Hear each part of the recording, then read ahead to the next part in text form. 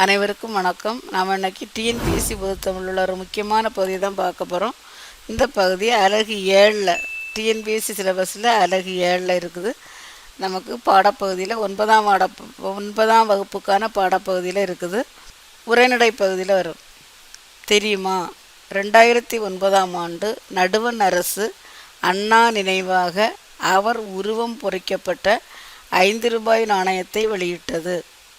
2010ஆம் ஆண்டு அண்ணா நூற்றாண்டு நிறைவடைந்ததை நினைவுபடுத்தும் வண்ணம் தமிழ்நாடு அரசு அண்ணா நூற்றாண்டு நூலகத்தை உருவாக்கியது. இப்போ நமக்கு எது கேட்பாங்கன்னா, எத்தனை அண்ணா நூற்றாண்டு நூலகம் உருவான ஆண்டு எது? அப்போ சரியான விடை 2010ஆம் ஆண்டு. அடுத்தது 2000 அண்ணாவோட நினைவாக நாணயம் வெளியிடப்பட்ட ஆண்டு 2009ஆம் ஆண்டு. நன்றி. டிஎன்பிஎஸ்சி தொடர்பான அனைத்து வீடியோக்களும் பிளேலிஸ்டில் இருக்குது, பார்த்து பயனடையுங்கள். இந்த முந்தைய ஆண்டுள்ள பொதுத்தமிழ் முழுமையான வினா விடைகள் பிளேலிஸ்டில் இருக்குது, பார்த்து பயன்படுங்கள். நன்றி.